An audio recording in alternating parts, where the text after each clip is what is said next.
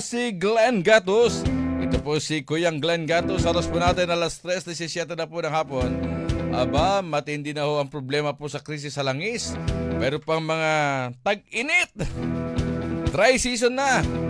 Kumusta yung ating po mga magsasaka ngayon? Kumusta po yung mga irigasyon natin ngayon?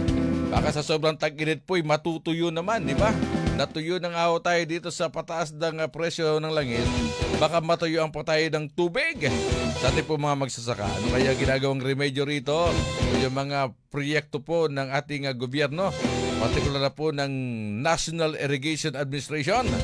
Kaya nasa ating linya po si NIA Administrator Engineer Eduardo Guillen. Kaya Administrator, magandang hapon. Welcome po sa programang Status kasama si Glenn Gatos. Si Kuyang Glenn Gatos po ito. Magandang hapon po, Administrator. Ay, magandang hapon po, Kuya Glenn. Magandang Apo. hapon po sa ating lahat. Bagamalama po. Opo, Administrator, alam po namin na malaki po ang ginagawa pong tulong po nito pong inyo pong mismong opisina sa NIA. Dahil po opisyal na kung nagpahayag po ang Pag-asa na pupunta na ho tayo sa dry season. May problema tayo sa kumpanya ng langis, may tayo pong problema sa oil products, may problema pa tayo sa dry season, lalo na sa mga magsasaka. Kumusta po, admin, yung mga dam natin, yung ating pong mismong daloyan ng tubig, ngayon pong pasok na ho tayo, ngayon po sa tag-init o dry season? Una sa lahat, Kuya Glenn, ano? Actually, noong Lunes, galing kami ni Presidente doon sa Camarines Sur, ano? At nag-turnover tayo doon ng 2 solar pump irrigation projects na malalaki, ano? Okay. Yung isa, 1,200 hectares yung mapatubigan. Yung isa naman, nasa 600. Tumong-tumo po yung ating mga kababayan, ano? So, yun yung isang solusyon natin para makapagpatubig tayo kahit tag-ulan. At itong mga dams naman po natin, Kuya Glenn, yung mga high dams natin, ano, yung Magat at yung Pantabangan, ay marami pa pong tubig. Kasi, di ba, nabago namin yung cropping calendar, kaya po hindi ho tayo kinapos ng patubig yan, no? So, yung mga diversion dams natin, ito yung may mga vulnerable tayo dyan, ano, dahil wala kasing imbak na tubig sa taas ng ilog, eh. Okay. So, kung ano yung flow ng tubig ng ilog ngayon, yun lang ang inaasahan natin para sa ating ma-divert, para sa ating mga patubig. Pakipaliwanag nga po itong solar pump na binabagay nyo. Ganong ka-useful po ito sa mga panahon po ngayon ito? Abay, yun na lang classic example, ano, Kuya Glenn, Actually, yung solar pump irrigation na yun, dati yung kuryente pala, no?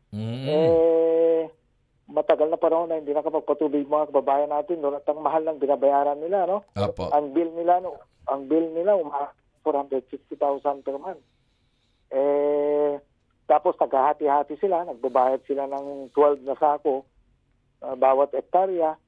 Hindi pa nagkakasya yun na pambayad nila, so madalas silang maputulan, no? Sumababa yung yield nila. Ngayon, libre na, Kuya Glenn. Wala na silang babayaran doon. Wala na Malaking silang bill sa tulong kuryente. yun. Oo. Libre. At hingkit sa lahat, malakas pa yung tubig nila. Talagang tuwang-tuwa yung ating mga farmers doon. So, yun ang kagandahan ng mga solar pump natin. So, yung mga may lugar na may ganito, yung dati ay natitigatig na sila, na problema na sila kapag binanggit na, oy, tag-init na, dry season na, baka yung mga dating lupa natin na sa sobrang init, nagkabitak-bitak na dahil nagkabitak-bitak ang lupa dahil sa wala tayong mapagkunang tubig. Ngayon, yung mga lugar na mayroon dyan, kahit matindi pa yung tag-init, basa ang lupa dahil sa irigasyon. Tama yun, Glenn. Kaya maganda po maganda yung solar pump na yan, ano? Bukod doon, may posibilidad pa na ito rin ang magamit, ang solar power na yan, na patakbo doon sa kanilang kiskisan kasi namimigay din ng presidente natin ng mga rice processing system, no? So, pwede rin ang magamit doon. So, malaking pakinabang. So, dito pa sa buong bansa ay meron ba kayong data dyan kung ilan na yung mayroong solar pump mula Luzon, Visayas, Mindanao at yung mga ongoing pa na proyekto nito? Well, itong term natin, Kuya Glenn, may 2,000 na yung napalagyan natin ng solar pump irrigation. Mga 2,000 sites na, no? At meron kaming ongoing this year na mga around 600 pa yata ngayong taon na ito. Kaya, at ang very strategic pati ang location ng mga solar pumps natin. Dahil may AI ito artificial intelligence, nagagamit natin ito para mag-gather kung ano yung dapat na cropping season natin sa area na yun, kung anong dapat na itanim. No? So, marami na, Kuya Glenn, pero patuloy pa rin na pinupunduhan ito ng ating gobyerno. So sa ngayon ba, matatapos na tayo ng first quarter, ha? So sa ngayon, yung assessment ninyo sa proyekto po ng NIA sa mga magsasaka ngayon, maliban po dyan sa mga solar pump, ano pa po ang pakinabang o proyektong ipinagkaloob po natin sa kanila? Well, sa ngayon po, ang NIA po, meron tayong ongoing, meron tayong 3 malaking dams, itong Balog-Balog, yung Tumawini, at saka yung ito pong Inisait. 4 pala dahil ongoing pa rin yung pagtatayo natin ng Highline Canal nung Halaor Dam. Apo. So, ito kasing mga dams na ito, ang kagandahan nito, Kuya Glenn, kahit magtag-araw, walang problema dito dahil nga yung tubig sa tag-ulan, iniipon niya at ginagamit natin to sa dry season. So, yan ang benefit po ng mga high dams natin. Ito pang long-term solution talaga, Opo. sa ating problema sa, hindi lang sa patubig, kundi sa hydropower, sa bulk water, aquaculture, madaming multipurpose ang gamit. Oo. Sabi nga nila, baka magbabago yung klima ng panahon, sabayan natin, di ba? So sabi, baka taga matindi pang tag-init, baka wala tayong supply ng tubig. So ngayon, yung mga dam ninyo, mga malaking dam ninyo, imbaka niya ng tubig. Panahon ng tag-ulan, meron tayong imbaka ng tubig kung saan napupunta yung tubig. So may imbakan tayo, panahon ng tag-init, meron tayong i-release na tubig kasi nakapag-ipon tayo during tag-ulan. Tama yun, Glenn. Kaya tinataas dito yung ating climate change resiliency natin. Tawag, gumagawa tayo ng mga ganitong proyekto. Climate change, mga adaptation projects to para naman makakope tayo dito sa mga pabago-bagong klima. Isipin mo ito ina-address niya yung flooding, and then ina-address din niya yung drought, So double multipurpose siya talaga. Maganda, no? At naging masedo yung mga magsasaka natin sapagkat nagmahal daw yung mismong kada kilo ng palay. Totoo ba 'yon, sir? Oo, kasi ang nangyari dyan, Glenn, di ba, binago nga namin yung cropping calendar. Dati, December. At mag-ani sila ng April. Ngayon, binago namin, ginawa namin October. Nag-ani sila ng February. So, in effect, nagkaroon ng off-season. Tama. Hindi, siyempre, pag off-season, mahal. Mahal, tama. Kaya, swerte yung farmers natin ngayon dahil nga gumanda yung presyo ng palay nila. At hindi lang yun, nakaiwas pa sila sa bagyo. Tumaas pa yung yield ng kanilang ani. At least, 'di ba? At least ngayon nakita ng mga magsasaka na hindi sila napabayaan. Kasi noon, mura ng palay. Masyado kaming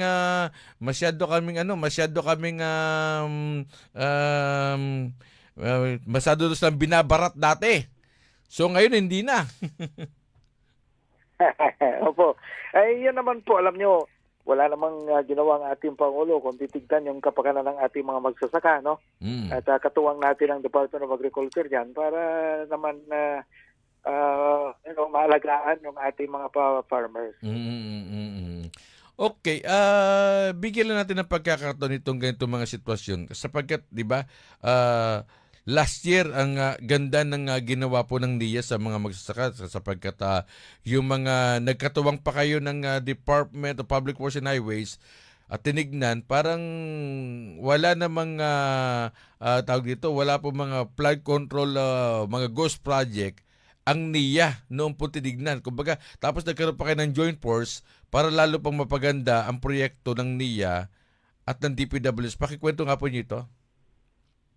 Well, alam nyo, talagang nakita nyo naman, pumunta yung mga senador doon sa ating mga inaaral nila kung paano yung pag-implement ng NIA ng project at na-convince nga sila na mga projects natin sa NIA wala nang ghost projects. Pero meron kaming convergence ng DPWH, po.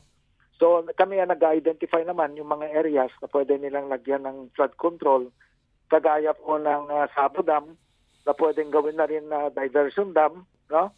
So ito po yung pinagtutulungan namin ng DPWH para yung mga flood control ay ang gusto kasi ng ating Pangulo Kuya Glenn, para maliwanag, Apo. yung bagong Pilipinas na sinasabi niya, kailangan yung proyekto ay nakikita, hindi ghost, nararamdaman at higit sa lahat, sabi niya, napapakinabangan. So, ganun ang ginagawa namin ng DPWS ngayon. So, lalo na yung mga dam dati na inyong pinuntan, ang ganda, pwede pa sa gawing tourist destination. Diba? Sa ganda ng pagkagawa. Oo, at flood control yun, ha? Oo, So, ibig sabihin, pwede ka palang gumawa ng flood control na may pakinabang. Diba? Pwede pang, pwede pang gawing tourist destination. Ano ho, ha? Alam mo, in fairness naman yung mga ginawa nyo, nakita naman, hindi lang naman sinabi, yun nga yung hamon nga ninyo sa mga senador, puntahan yung lugar na proyekto na panahon pa ng dating Pangulong Cory Aquino na hanggang ngayon ay pinupundan at inaayos. Pero sa kabila ng mga ginagawa ninyo, meron pa rin parang mga bumabati ko sa inyo, meron pa nga nagkakaso sa inyo, at meron pang mga gumagawa ng hindi maganda sa inyo. Ano masasabi niyo rito? Ito ba yung mga, kumbaga, wala na lang may pukol sa trabaho, gumagawa na lang ng mga ibang senaryo?